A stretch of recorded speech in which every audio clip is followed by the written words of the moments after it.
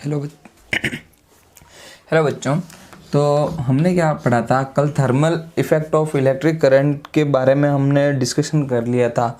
ठीक है, उसका अपन ने एक थ्योरेटिकल वे में अपन ने सब कुछ पढ़ लिया था। तो बच्चों आज जो है अपन को, तो मैंने बताया था कि कल मैं सिर्फ डेफिनेशन लिखाऊंगा, तो डेफिनेशन ऑलरेडी तुम्हारे पास लिखी है।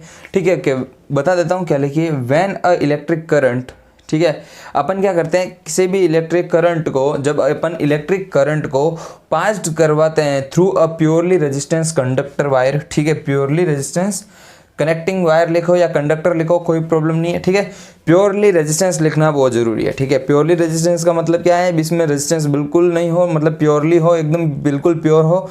ठीक है, कोई दूसरा तरीके से उसमें कोई भी लॉस नहीं हो। ठीक है, इलेक्ट्रिक करंट का। ठीक है, उस कंडक्टर में तब क्या होगा, then the electric energy is convert into heat energy, that is called thermal effect of electric currents. यानी अगर नॉर्मल वे में अगर मैं बात करूं बच्चों, ठीक है, तो क्या है कि भाई जितना भी अपन इलेक्ट्रिक करंट भेज रहे हैं प्योरली रेजिस्टेंस के थ्रू, जितना इलेक्ट्रिक करंट भेज रहे हैं प्योरली इलेक्ट्रिक करंट के थ्रू, वो उतना का उतना पूरा का पूरा कन्वर्ट हो रहा है किसमें, हीट एनर्जी में। किसमें कन्वर्ट हो रहा है, हीट एनर्जी में। That is called thermal effect of electric current. यानी कि किसी भी इंस्ट्रूमेंट का, इलेक्ट्रिकल इंस्ट्रूमेंट का गर्म होना क्या होता है, थर्मल इफेक्ट। जैसे फैन एग्जाम्पल में लिख लेना बच्चों, हीटर, आयन, ठीक है, और बल्ब लिख लेना, नॉर्मल बल्ब, ठीक है, और फैन लिख लेना बच्चों। ठीक है, एग्जाम्पल लिखा, उसमें तीनों ये चारों चीज़ें ऐड कर देना। ठीक है बच्चों, चलो तो अब हम एक फॉर्मूला डराइव करते हैं जिसको है तुम्हारे H is equal to I square R और टी। ये क्या है, ठीक है, ये है तुम्हारा थर्मल एनर्जी। ठीक है, अमाउंट ऑफ थर्मल एनर्जी, यानी कि अपन ने प्योरली रेजिस्टेंस में जो इलेक्ट्रिक करंट पास करवाया और जो हीट एनर्जी जनरेट हुई, वो कितनी हीट एनर्जी जनरेट हुई वो इस फॉर्मूले से अपन पता करेंगे। ठीक है, तो आई स्क्वायर आर टी। ठीक है, इसे जूल का नियम भी बोलते हैं बच्चों। ठीक है, लॉ ऑफ जूल्स। तो यहाँ तक लिखो, तो मैं अभी इसको रफ कर रहा हूँ। ठीक है, तो यहाँ तक लिखो, लैंग्वेज समझ में आई। अब अपन डराइव करेंगे फॉर्मूला। ठीक है बच्चों, चलो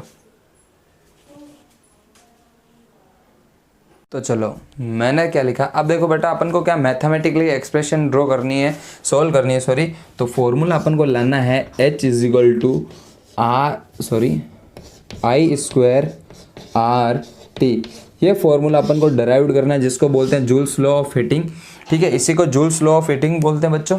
ठीक है, ये फॉर्मूला अपन को प्रूफ करना है। ठीक है, तो अपन ने क्या लिया था, स्टार्टिंग में एक कंडक्टर लिया था, उस कंडक्टर में क्या किया था, आई करंट जो है फ्लो करवाया था। ठीक है, तो लेट अस सपोज अपन क्या करते हैं, that the current is current flowing through a conductor is I. ठीक है, इसमें जो करंट पास हो रहा है, ठीक है, वो क्या है, I. And develop the electric potential is V. ठीक है, इसमें जो इलेक्ट्रिक पोटेंशियल डेवलप हो रहा है वो V, and then the resistance of conductor is R। The resistance of this conductor is R। इसमें जो रेजिस्टेंस होगा वो क्या है, R है। ठीक है, यहाँ तक तुम लिख लो इसको। उसके बाद क्या करते हैं, इसमें लिख देता हूँ मैं, इसको रफ कर देता हूँ। ठीक है, अब देखो इलेक्ट्रिक करंट इसमें क्या फ्लो होगा, जब Q चार्ज इसमें फ्लो होगा, Q चार्ज इज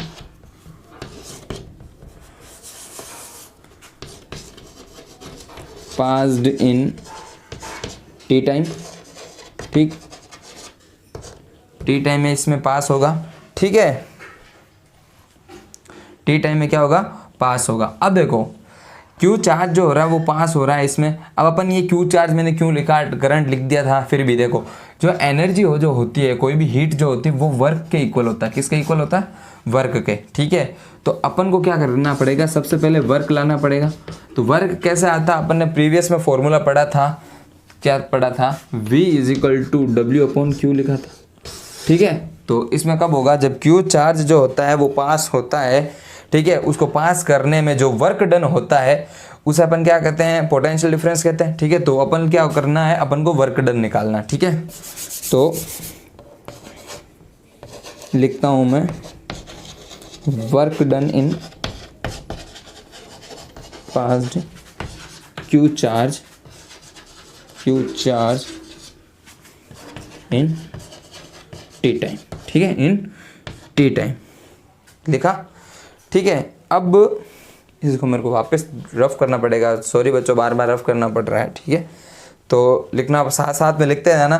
तो Q charge is passed in T time, ठीक है, और work done is passed in passed a charge in T time, ठीक है। एक चार्ज को पास करने में जो वर्क डन होता है, ठीक है, वो वर्क अपन को निकालना है, ठीक है। वो वर्क क्या करना है, निकालना। वर्क क्यों निकालेंगे, क्योंकि वर्क जो इक्वल होता है हीट के, ताकि अपने पास ये फॉर्मूला डिराइव हो जाए, ठीक है।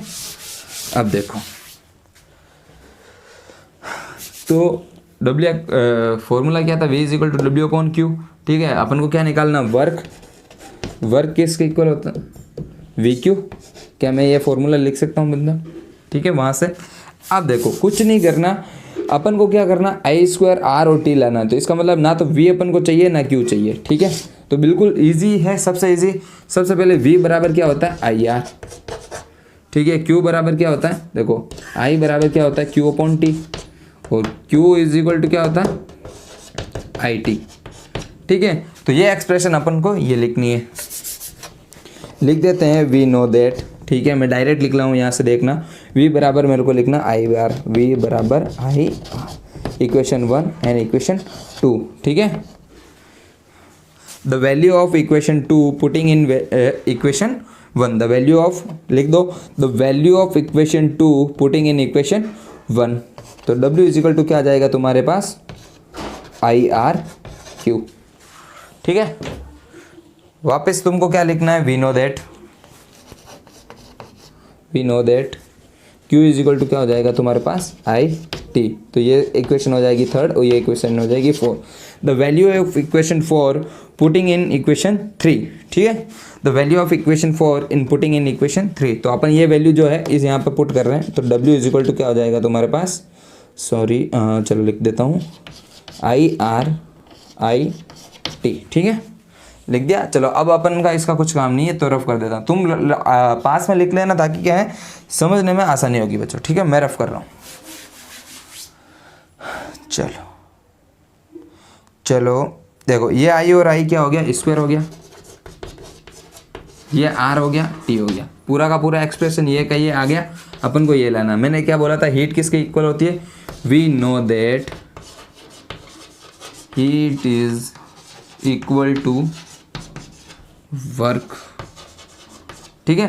तो H is equal to W, तो मैं क्या लिखूंगा, W is equal to IRT, I²RT, ठीक है।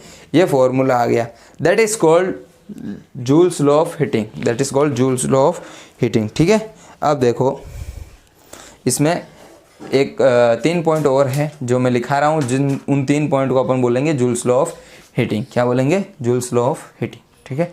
यहाँ तक लिख लो, देखो लिख दिया मैंने 3 चीज़ें, ठीक है।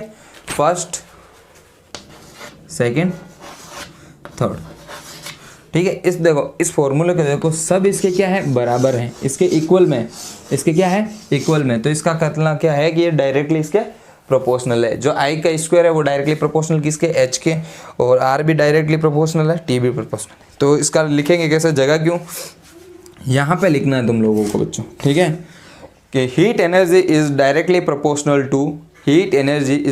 Proportional to square of electric current, यानी कि इलेक्ट्रिक करंट जितना बढ़ेगा, square of double electric current जितना बढ़ेगा, स्क्वायर ऑफ इलेक्ट्रिक करंट जितना बढ़ेगा, उतना क्या बढ़ेगी, हीट एनर्जी, यानी कि जितना आई फ्लो करवाएंगे उतना एनर्जी होगी डेवलप, ठीक है। Heat energy is directly proportional to resistance, यानी कि जितना रेजिस्टेंस बढ़ेगा वो चीज़ उतना ही ज़्यादा गर्म होगी, ठीक है। जितना प्योरली रेजिस्टेंस होगा उतना ज़्यादा गर्म होगी। उसके बाद क्या लिखेंगे, heat energy is directly proportional to time, जितना टाइम लगेगा करंट को फ्लो होने में उतना ज़्यादा ये चीज़ गर्म होगी, ठीक है बच्चों।